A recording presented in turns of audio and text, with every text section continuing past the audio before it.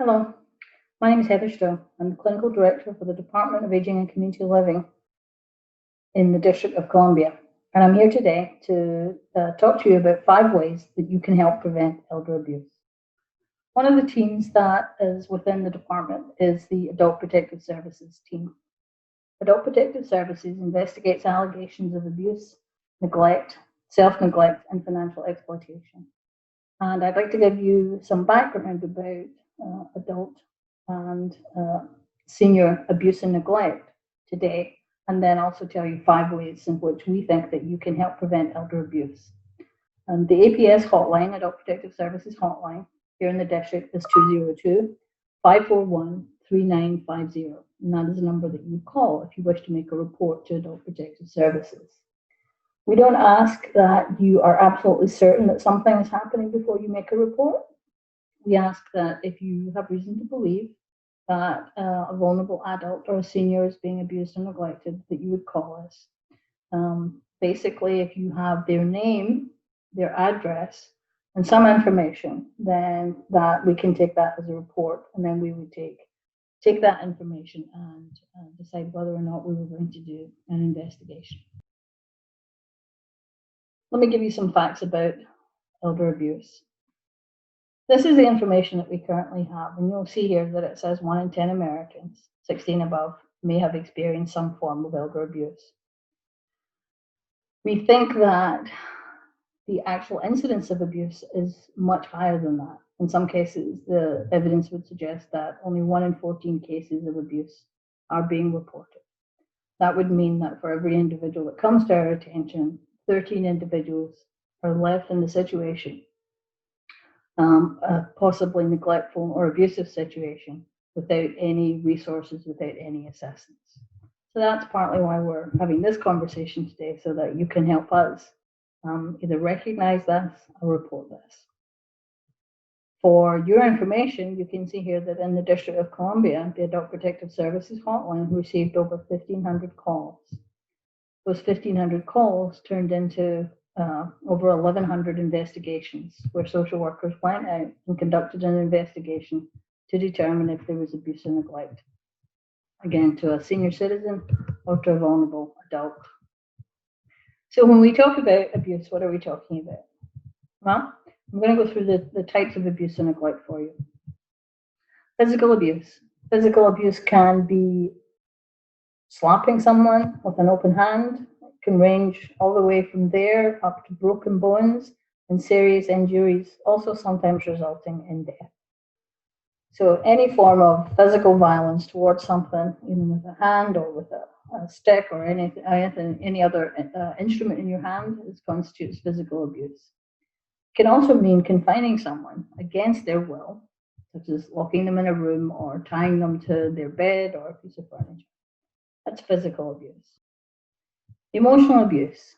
Emotional abuse is sometimes harder to recognize, and it's certainly harder to prove for Adult Protective Services. Emotional abuse is where the individual, the abuser, creates emotional pain or distress in the person that is being abused. So they're bullying them, they're intimidating them, they're humiliating them, insulting them. This is particularly detrimental when you think of that the person who's being abused may be relying on the abuser for physical care and comfort. And so this is someone upon whom they rely to have, perhaps to take care of their physical needs or to feed them or take care of them. And this person is at the same time is bullying them or is being abusive to them emotionally. Neglect. Neglect is a failure to support the physical, emotional, and social needs of someone. So if you're a caregiver for an individual who perhaps cannot leave the house to get their own food or groceries, or is not able to get to the doctor without your assistance, and you do not fulfill those obligations to that individual, then that would be considered neglect. Another form of abuse is isolation. Isolation is where the person who is vulnerable or who is the elderly person is kept away from anybody else, either family or friends. They're kept in isolation and they have no way of letting someone else know, someone on the outside know what is happening to them.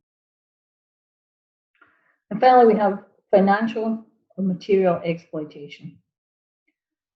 This is a category that was added to types of abuse in the last possibly 10 years or so.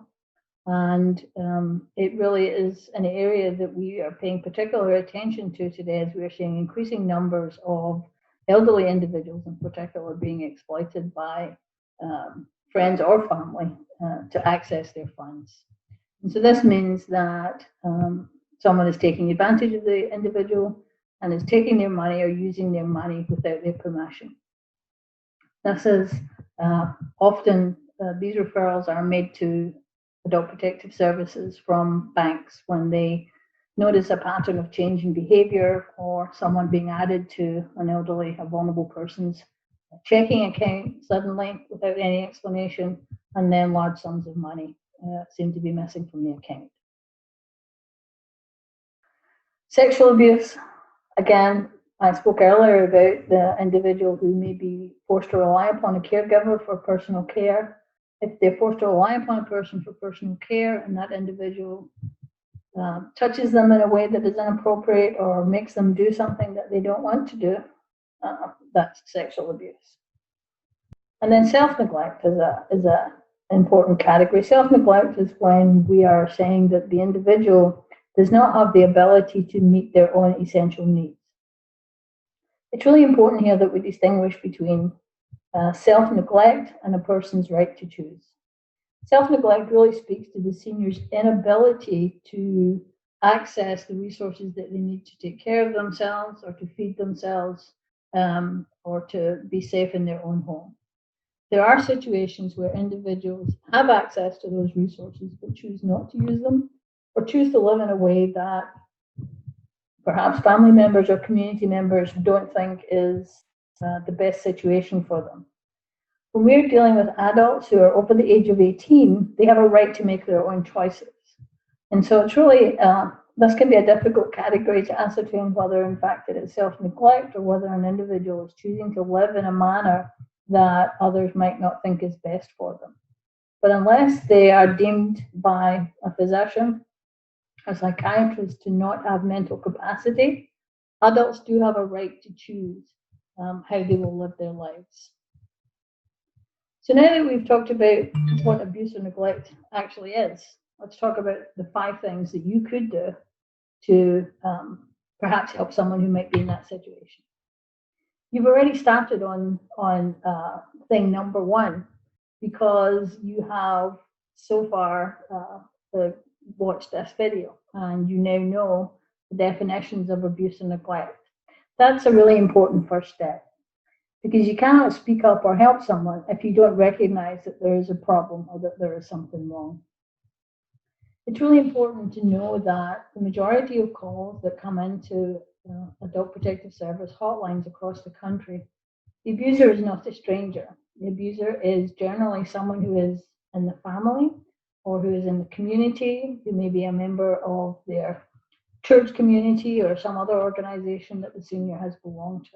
And so it's really important that you learn the signs of abuse and neglect so that you can look out for that, either within your own extended family or within your own extended community. I would encourage you to go on the internet, where we all do our research these days, and to do some research and to look up some of these things and to look for some additional information. There's lots of sites out there that can tell you more about abuse and neglect and how you recognize the signs in seniors and vulnerable adults. The second thing that you can do is help prevent isolation. Do you have an elderly family member who you haven't seen in a long time or you haven't spoken to and maybe other folks have not spoken to? Why don't you give that person a call? Why don't you check in with them? It can be really easy for older folks to become isolated. And when they become isolated, it's easier for them to fall prey to folks who may be abusive or neglectful to them. And so again, just give them a call. And it doesn't need to be a family member. It can be someone in your extended network, someone that you used to see at the grocery store that you would chat with, or someone that used to go to your church or somebody who used to be in some group that you were in. If you know of an elderly person that you haven't seen for a while, call them up and chat with them. The other thing that you could do is to provide respite. Again, I would say that abuse and neglect most often happens with people who are known to each other. In many instances, it happens because someone has been caring for the individual with disability or the senior, and they've been caring for them for a period of time, and the strain is beginning to take a toll on their own personal mental health or well-being. And sometimes people react out of a place of tiredness or exhaustion or mental exhaustion. A break, even if it's only for an hour or two, can be really important for caregivers. If you can take a person for longer, or if you can provide overnight respite, that would be wonderful. But don't think that just because all you can do is to take someone for an hour or a couple hours, that it's not worth it. It really is. And so reach out to the caregivers and ask them if you could take the person for coffee or bring the person to your house, or you could sit with them for a couple hours while the caregiver is then free to go and take care of themselves and have some time for themselves. You might prevent abuse and neglect happening if you were able to do this for someone. So the fourth thing is encourage bank managers to train their tellers on how to detect elder abuse. As I said earlier, financial exploitation is really has become a significant part of the work that we do. The teller can often be the person who deals with the senior as they come in to add someone to their bank account, make someone a signatory on their account, or even just take out large sums of money. Tellers can be trained to detect patterns or unusual circumstances, which may or may not be abusive, but they can be trained to ask some additional questions or put some safeguards in place that might help the elderly person not lose all of their money or resources. So again, encourage whoever you bank, or if you have friends who are in the banking circles or who are tellers, please encourage them to get some of this information and to get some training. There's lots of national information out there, and I believe there are some national programs that would assist banks in locating resources to do training for their staff. And finally, the fifth thing that I would say to you is volunteer. Volunteer to be a friendly visitor to someone who's in a nursing home or someone who's homebound. It's very easy for individuals who are secluded from their communities and from their families to fall prey to elder abuse. It's really important to be an extra set of eyes for that, for the community, so that you can take care of all of our elders, whether or not they are related to us or not. So again, here are 5 things that you could do. Learn the signs and signs of abuse and neglect so that you can speak up. Help prevent isolation. Provide respite. Encourage bank managers to train their staff on recognizing abuse and financial exploitation in particular. And volunteer to be a friendly visitor. If you could think about doing 1 or 2 or all of these things, it would go a long way to helping our community become a much safer place for all of our citizens, and in particular, our senior citizens. And so I would urge you to think about this. I'll leave you with this quote. You will never forget the one person who came to you with a torch in the dark. You could be that one person with the torch for someone in your family or in your community. I would encourage you to be the torch. Some additional information for you. You can contact Adult Protective Services either by calling us, or you can, if you have a general question about aging services in the District of Columbia, you can call our information and referral line. We'd be happy to talk to you. This is our street address, 500 K Street. I've also included the Office of the Attorney General Elder Abuse Hotline. While they do not investigate in the same way that social services investigates abuse and neglect, We do work very closely with them if we believe that there has been financial exploitation or if there has been abuse to the extent that it should be criminally prosecuted.